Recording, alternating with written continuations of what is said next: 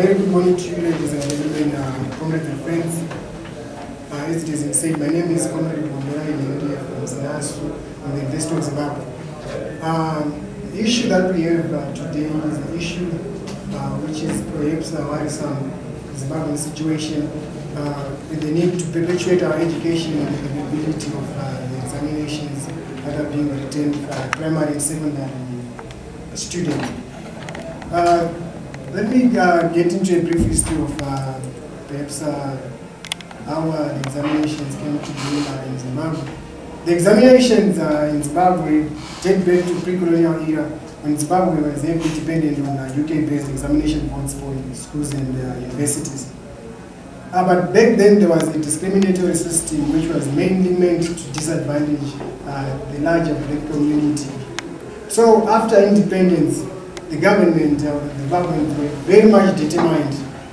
They were very much determined to ensure that they take control of the examinations board.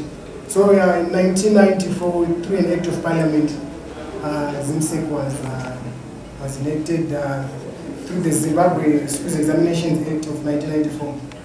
And there were issues to do with it was mandated now with the registration and approval of examination centers, maintenance of examination integrity, organizing and conduction of examinations, and also to enter into agreement, whether reciprocal or otherwise, with organizations or persons within or beyond the borders of Zimbabwe, so as to ensure that there was recognition of the certificates and diplomas and awards that would come from ZIMSEC. So when there was this transition, probably from the situation whereby we were having the examinations being manned by Cambridge and other UK-based boards, the transition now we went to the situation whereby ZIMSEC was now running the show. And that's when most of the issues to do with the credibility started to pop up. Generally, there might be a nostalgic situation whereby people are just saying what used to happen back then, it was good. So it might just not be an issue of credibility, but just the change. People fail to embrace change, and now people start to say there are credibility issues. But then as time went on, we started to have leaks of examinations. We hear that an exam is leaked, and these things became a perennial. They became daily bread. So it became an issue now. People started questioning the credibility of the ZIMSEC. So it is an undisputable fact that there are many reasons why ZIMSEC, the credibility has been undermined by the public on transparency, the effectiveness, the credibility, and the efficiency of ZIMSEC itself as a board running the examinations for Zimbabwe. It was a situation whereby we find issues in press whereby they're saying the examination has been delayed. The people have started to write the examination 15 minutes after the prescribed time, and the issues of we hear that papers have leaked. Also a situation whereby you get a multiple choice question paper, but the answers, all of the answers there is no correct answer to be for the question. Then you have there was a situation in developed papers when there were inclusion of slang in the papers and inappropriate words, something which actually caused misconstructions of ideas from the developed, thinking that it's actually a deliberate ploy to perhaps eliminate the language from the scene. Then there's also failure to deliver question papers to centers. There's a case of Bikita whereby 2 biology students had to travel to Mashebe 100 kilometers from their center to write an examination because the paper failed to be delivered at their center. And that examination was actually written during the night when they traveled. They actually realized that the paper was not there by the time they were supposed to start in the afternoon. And also an issue of administration of wrong papers. You sit down, you want to write mathematics, but you're given a paper in sociology. and you're perplexed as to what is it that is really happening. And other issues to do with lack of adequate security systems. We heard of a case of a headmaster who lost papers, was traveling with public transport. You have a combi tout coming, can I have the luggage, put it on top of the combi? Then he lost the papers. So such issues led to the questioning of the credibility of ZIMSEC as a board.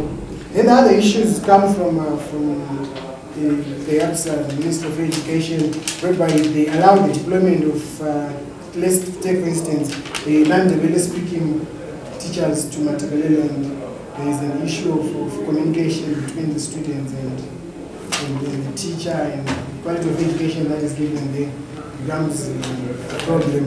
And also we have deployment of untrained temporary teachers. We actually had a situation in Zimbabwe where we had a crisis. There was an exodus of teachers from Zimbabwe looking for greener pastures, and we were only left with soldiers and border graduates. And those people were actually let into the system to teach the students, and some of them were actually used for as markers, and some of them were the invigilators during the examination process. So the credibility of an examination board becomes very questionable. Those issues that I've mentioned, they expose the ineptitude of those people that have been placed in positions to administer or run the system of ZIMSEC. Now, there are many reasons as to why we can say these things were happening. Perhaps we can talk of the economic decay in Zimbabwe, led by ZANU-PF in the forefront, and then ZANU-PF orchestra.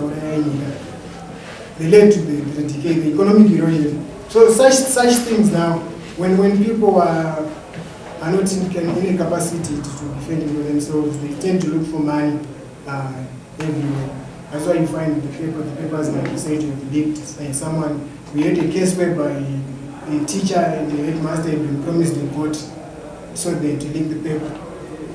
So such things just tell those people, they didn't have, probably they'd gone for a month without putting any piece of meat into their mouth. So when they realized there is a good that is coming, they had to give out the paper. Then we have the issue of unscrupulous staffers at ZIMSEC. Because in most cases, the fingers are pointing at the teachers have blamed. But we'll take a look at the issue whereby the papers that are in the institution are sealed, but there is a paper which is in possession of, there's someone who is in possession of a paper. And you tend to look around and see where the paper came from and realize that it might have emanated from ZIMSEC itself. Then we have an arrogant minister with misguided directives in the name of Lazarus or Lazarus Kofora. He gives self-distorted directives which undermine even the activities that the teachers might want to do. Some things that threaten the teaching fraternity. You have an issue of incentives. Someone comes around and says, let's do away with the incentives. And we have an issue of private lessons. He came with a directive, the private lessons must stop. Remedial lessons, we've also given a directive to stop. And also the issue of the composition of the board of ZIMSEC. You have Leva Nyagura, the University of Zimbabwe Vice Chancellor, being the board chairperson of ZIMSEC. You might not be worried about the type of people that are being fed into his institution, because he himself is the one who is running the show at ZIMSEC. Because at the end of the day, if he complains about the people, if he complains about the people that are supposed to come from A level, it will jeopardize his position as the board chairperson. So whatever that is happening is just an open system whereby people are just being allowed to come from several institutions that go into the University of Zimbabwe, even with their results not being credible per se. Then the other issue is to do with poor administration in Zimbabwe. Public administration in Zimbabwe is gone to the dogs, and that is a public secret. You know, everywhere in Zimbabwe, public administration, be it the health sector, the education sector, you find the fire brigade goes to a situation whereby there is a fire, but they don't even have water, and nothing is done about those issues. So generally, public administration in Zimbabwe goes wild and care. So these are some of the issues that have perhaps affected the credibility, the transparency, even the effectiveness and efficiency of the institution or the board of ZIMSEC. For now, ending. Perhaps touch on other aspects, right? There's the issue of failure to produce certificates in time, right?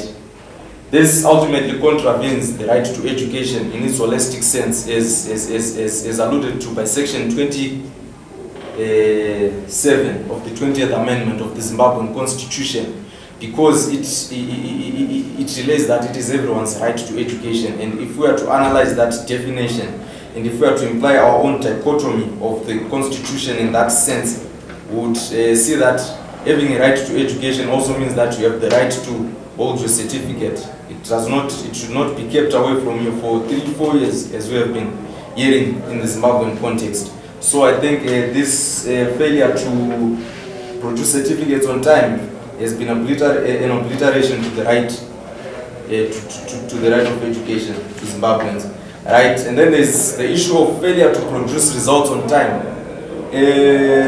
This provides a gap in terms of access to education and also contravenes the transition of scholars to the next level. Essentially, what I'm saying is that let me exemplify it. During the time some of us wrote our O-level and A-level examinations, I think we had to wait close to 6 months for results. So some of the other people would have already turned to other avenues. Some were working in supermarkets, some were trying to sustain a living through other means. Whereas if the ZIMSEC is efficient in its service delivery and if results come on time, we'll see that perhaps people will plan for their future. The transition rate into secondary education, the transition rate into tertiary education would not be contravened, right? So it is also essential to know that according to the ZINASU Commission, its major mandate was to assure that children transit to the next level from basic to secondary and ultimately tertiary education. But however, a disturbing statistic of the current education setup has been referred to by UNICEF, who gave a statistical depiction saying that annually in Zimbabwe about 400,000 students start grade 1. But if you follow that same group through to tertiary institutions, to tertiary level, by the end of tertiary education, I think about 4,500 of the initial 400,000 who started grade 1 graduate. So this means that about 10.5% of students are graduating from they are rather transiting to tertiary education from primary. And some of the key reasons that have been contributed to this was the holding of results, because students actually try to find other avenues to make money because the results will not be coming. Moving on, I think another key issue that has been bedeviling the ZIMSEC operations is the mixing up of results. Right? Essentially, there is an article in the Standard of 25 March 2013, whereby certain individuals were complaining that their results got mixed up. Like, for example, an individual who has never done biology in his life, but he was doing perhaps art subjects, he was doing history, he was doing agriculture, and then all of a sudden results come with an A in biology. The results come with an A in integrated science, something that you did not do. So this mixing up of results was a key issue, especially around the 2009 era. And then the failure to meet marking deadlines. Great sources of literature also, like the newzimbabwe.com, have attributed this due to an inadequate remuneration and understaffing of the ZIMSEC. They gave a statistic that under 50% of the expected workforce turned up to mark examinations in 2009. Also, there's another side effects like perhaps fatigue. If the total number of markers is supposed to be, let's just say a brief example of 2,000, and then this statistic is saying under 50% of that number, perhaps they came about 700 markers, they are likely to be perhaps swayed by fatigue, and also that contravenes the results to a great extent, right?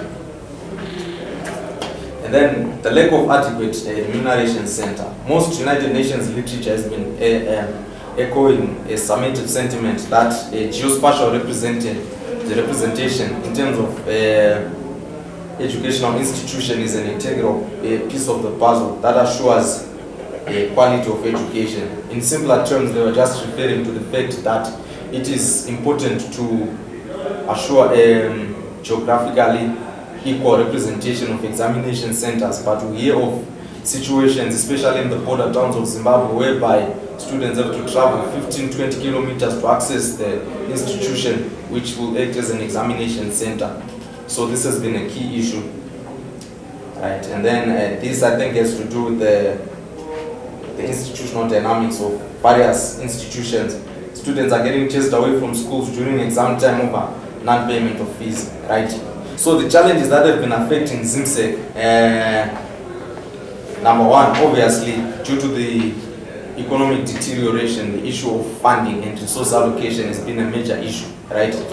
In 2013, the then Minister of Education, Sports, Arts and Culture, David Coulthard, alluded that the Treasury was reneging on paying of grade 7 fees for about 3 years, that's leading to ZICOSU. Sorry, pardon my mistake. That's leading to ZIMSEC itself to fund programs that's bleeding out of its coffers. Essentially, what Coulthard was just relating to is that constitutionally, the government is the one that should provide for resources for the examinations to be printed, the resources for the undertaking of examinations. In the past 3 years, that is taking into cognizance, perhaps the year from 2006 to 2009, the Treasury has been barely funding the ZIMSEC parastatal for the fluidity of examinations. So the little money that ZIMSEC has as a parastatal has been funding this examination. Thus, this has been perhaps to a large extent bleeding their coffers out and also deterring their operations, right? And then I think a larger issue that comes in the abstract sense is the lack of political will from government. This can be highlighted by perhaps the current factional fights within the government itself and the existence of the government of national unity, which ultimately assured that there were always going to be like fights within the government. One can give a classical case of the ongoing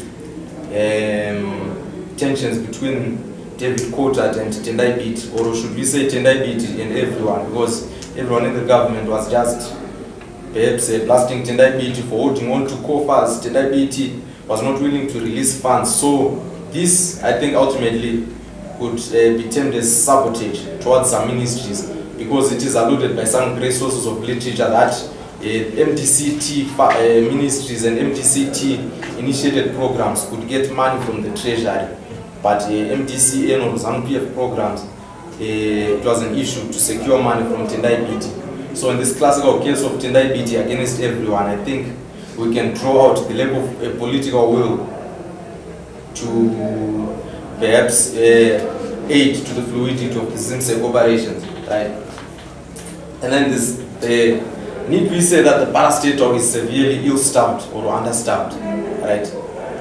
In the background to the paper that my colleagues here from Organizing for ZIM have given me, they alluded to the issue of gross levels of brain drain that has been prevailing in the country, right? So this brain drain essentially now has led to the understaffing or ill-staffing. My colleague here related to the issue of border gazing, graduates being teachers in institutions and soldiers, perhaps those in the army in that period of 2008, whereby the economic hardship was at its peak. So this understaffing and ill-staffing, in other words, it only just assures that innovation goes down the drain. It assures that all the ideas gone down the drain, and then it assures that the quality and credibility, effectiveness and efficiency of the education system is contravened to a larger extent, right? And then inadequate infrastructural capacity, which ultimately has to do with the decentralization of ZIMSEC in its operations, blah blah. And then the vague legal framework in which the foundation of the ZIMSEC board is rooted. It is essential to just have a brief understanding or a brief background that Zimbabwe subscribes to the doctrine of constitutional supremacy, which means that the constitution is the major document that enables these boards to existence. It enables these parastatals into existence. So as long as there is no appropriately perhaps detailed provision that mandates, or act of parliament that mandates ZIMSEC in its operations, I think it is always going to be difficult for them to have a legal framework upon which they can base their operations, right? And then, right, now let me move on to my recommendations. Number one, I think the larger issue at hand is the amendment or enhancement of the Nziramasanga Commission, because the Nziramasanga Commission of Inquiry has been the major basis that has been mandating the ZIMSEC. It has been the major basis that has been mandating the educational sector in Zimbabwe, and it has its own flaws. This is not a secret that it is a 99 document. It is not cognizant of the various changes that have been happening from 1999 to 2005, and for a country to continually rely on the Nziramasanga Commission of Inquiry as its major piece of research that forms the epicenter of all educational operations, is a bit problematic, right? And then we need also to advocate for the technological acceleration initiative, right? Countries that have introduced the initiative of online examination. This cuts costs, and this also makes us relevant to the 21st century demands, right? And then I think we need a radical implementation of policy. For example, ZIMASEC, which has some sound provisions on projected growth strategies for the educational sector. Right? We need the construction of a properly researched investment case for education as far as exams are concerned, right? It is our duty now to come in as the youths, as the students, to come with an investment case upon which the education sector is going to be built, because these challenges that are facing ZIMSEC at the moment, I think could have been addressed had we taken a more intellectual and academic approach in trying to understand the issues, in trying to integrate what can be done as far as addressing this issue is concerned, right? And then I think, by way of recommendation, I also suggest that institutions should put up, the ZIMSEC should mandate institutions to put up payment plans in action, so as to assure that no student misses the examination, or no student is chased away from the examination on the day it is written. Classical cases were maybe can be drawn from institutions like Harare High School, perhaps in 2009, whereby some students were troubled over non-payment of fees on the day of the examination. Some people are 30 minutes into the mathematics examination, and you are outside at loggerheads with the headmaster trying to explain your case. No, this is what's happening, this is what's happening. I think appropriate payment plans should be put in action as a way of recommendation, so that the right to students to education, as far as writing examination is concerned, is not contravened, right?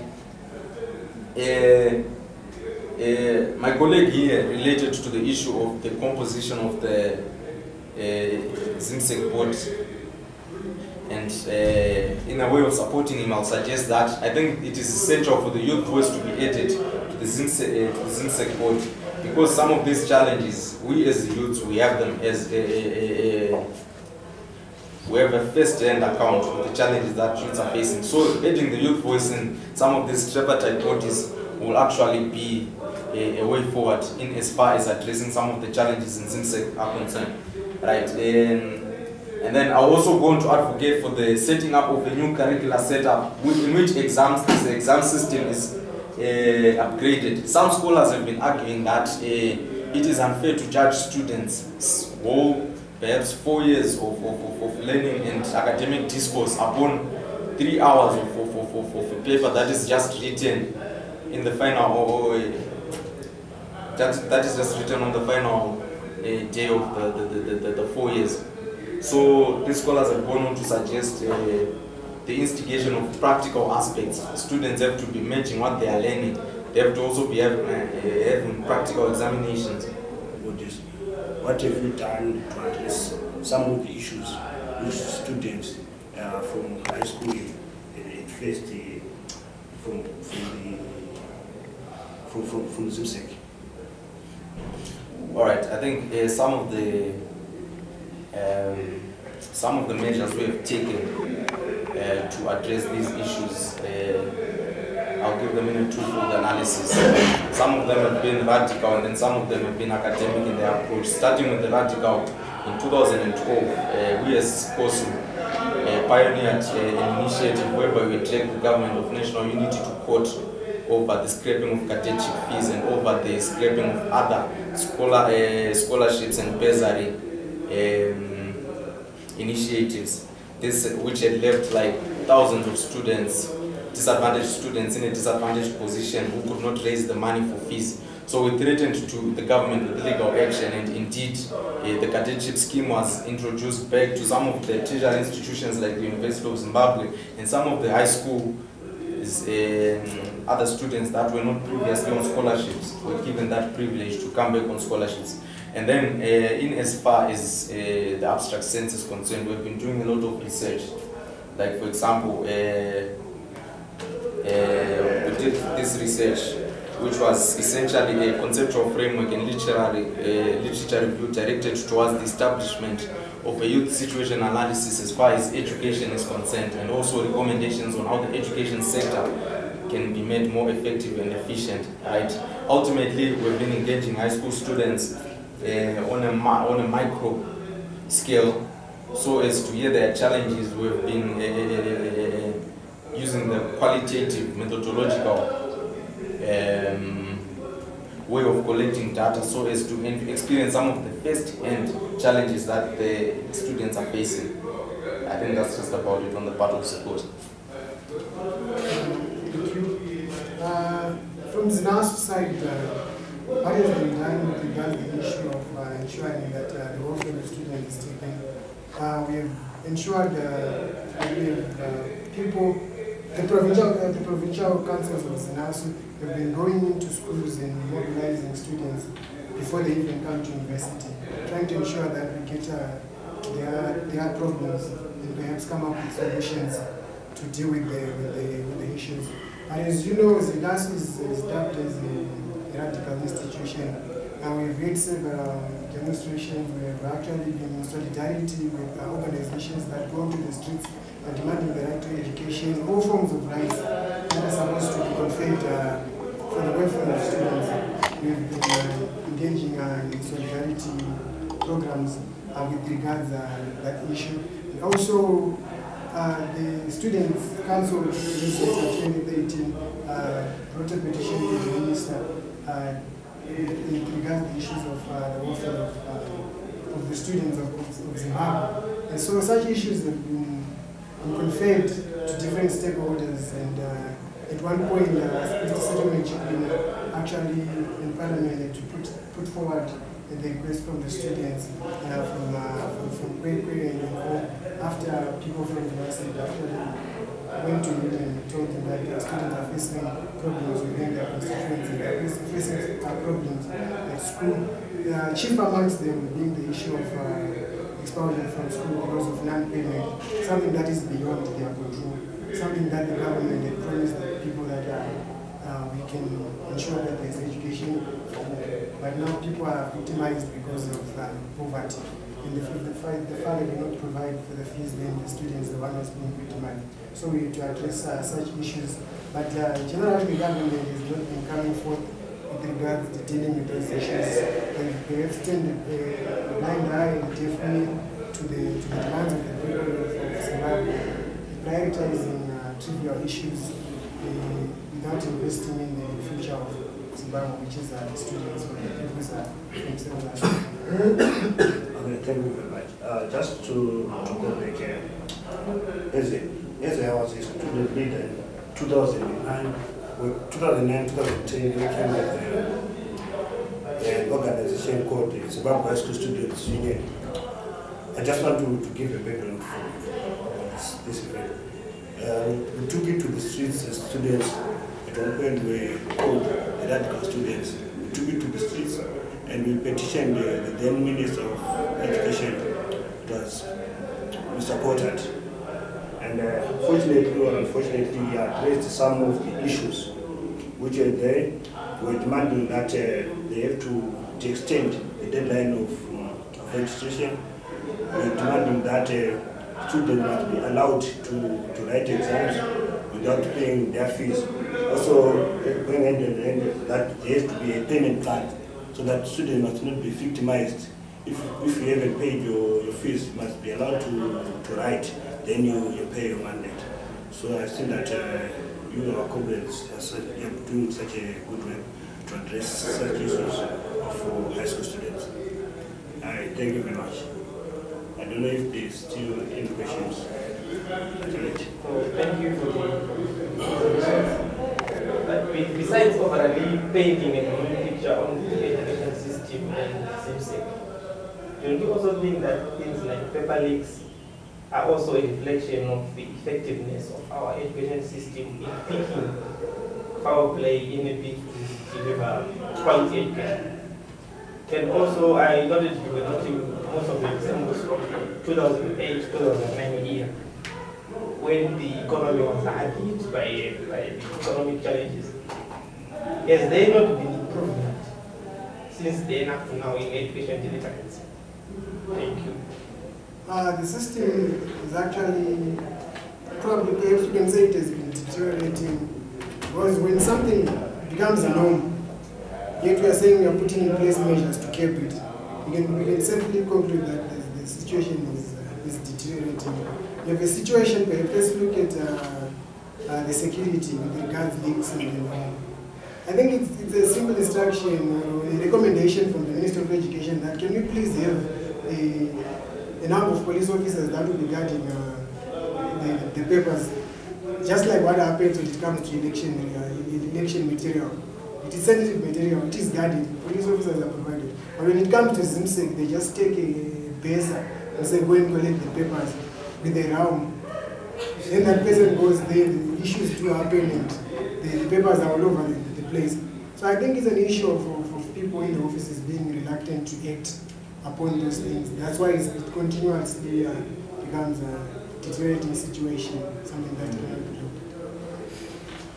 Well, as far as that is concerned, I think I downplay severely the issue of sabotage, and I think instead of it being employed to sabotage, I think essentially it is more like carelessness, or should I say poor administration, because some of these issues, like he was referring to, these are administrative issues. If we have to, ZIMSEC has to assure that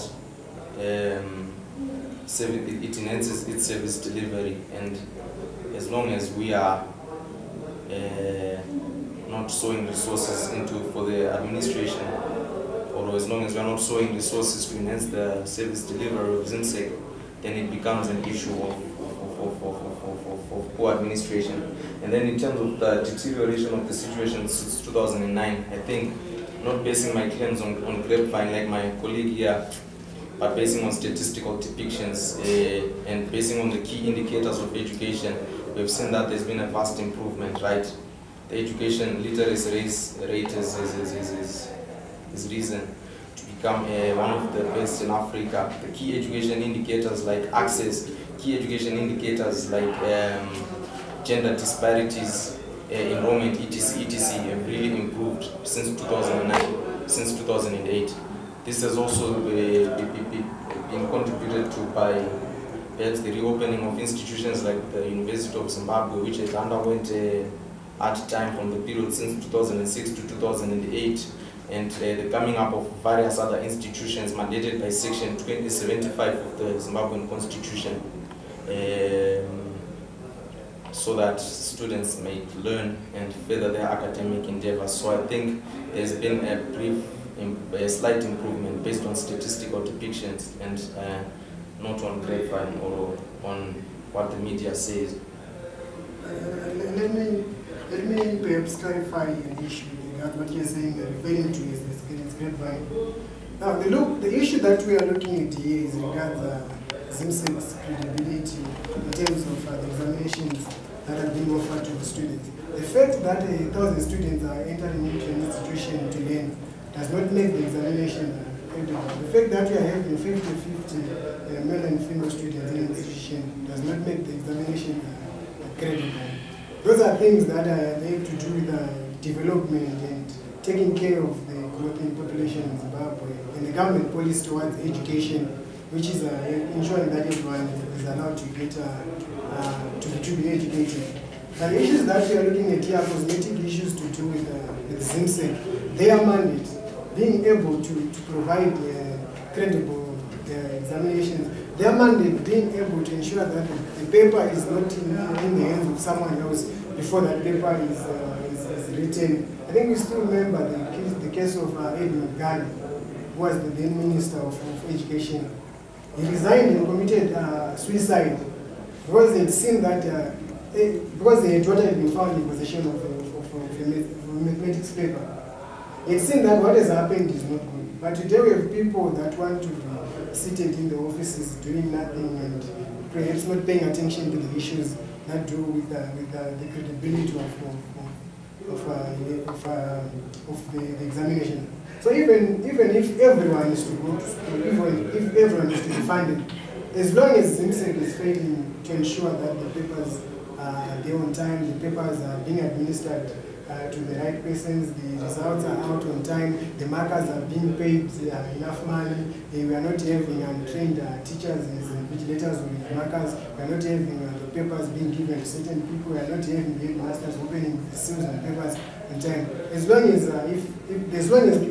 they are failing to deal with those issues, ZIMSEC will remain, the credibility of ZIMSEC will remain questionable. Alright, yeah, essentially I hear what you have to say, but essentially now, once we take the shallow approach of just saying examinations are divorced from the whole educational process, I think we are just perhaps not addressing the key challenges in a holistic sense, because examinations are part of an education process, so we need to explore the current standing of the educational process, so as for us to understand the way the examination system operates, because getting education is not essentially about writing examinations. If it was about that, there would have been no essence of enrolling at an institution. Right now in this building, we would just be writing our mathematics papers.